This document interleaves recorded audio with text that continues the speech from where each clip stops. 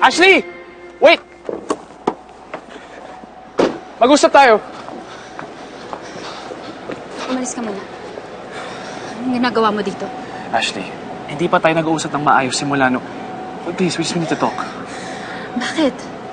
Pag pinag-usapan ba natin, makakalimutan natin yung nangyari, ha?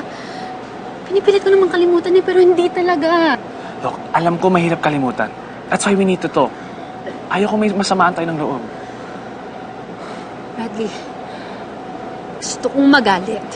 Pero kasalanan ko din naman kasi. Ayaw kong ibunton sa'yo lahat ng sisi. Kasi ako naman yung nagpumilit na samahan ka, nakausapin ka. Galit na galit ako sa sarili ko kasi hinayaan ko na malasing yung sarili ko na mawala ng kontrol. Pero kahit pa ulit-ulit yung sumpatan ng sarili ko, wala na tayong magagawa, mali yung ginawa natin.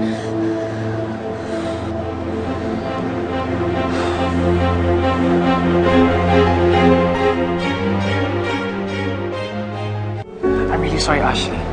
Kung alam ko lang mangyayari yun, dapat inila kita hinayang sumama sa akin. I respect you as a good friend. Sana panaginip na lang lahat to. Sana wala na lang talagang nangyari. Nangyari? Anong nangyari?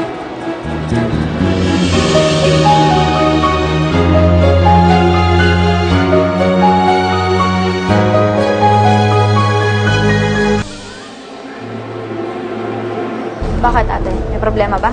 Inugulo ka ba ni Bradley? Diana, I'm sorry. Bakit? Saan? Wala, Diana. Ashley's just worried na baka magalit ka sa kanya dahil nandito ako. I'm sorry. I didn't even wanna come here. Kaya, can you excuse us? Ashley.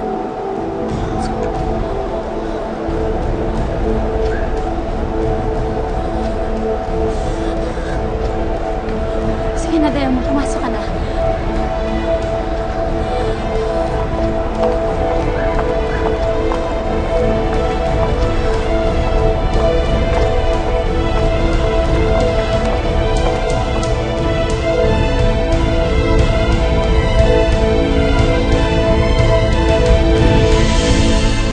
Bradley, nakaharap na natin si Diana kanina.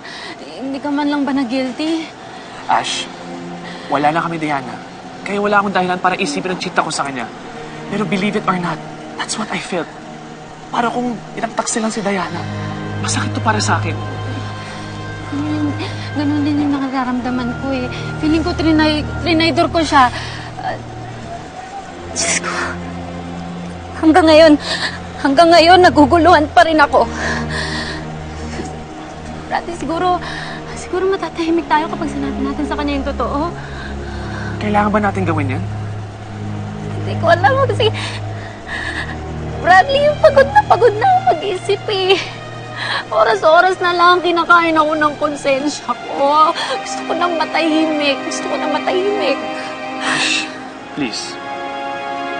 How sure are you pag nalaman na lang totoo, matatahimik ang lahat? Tapos magagalit si Diana. Hindi lang sa akin, pati sa'yo. Please, think about it. Hindi. Mas magiging malala kung hindi tayo aamin.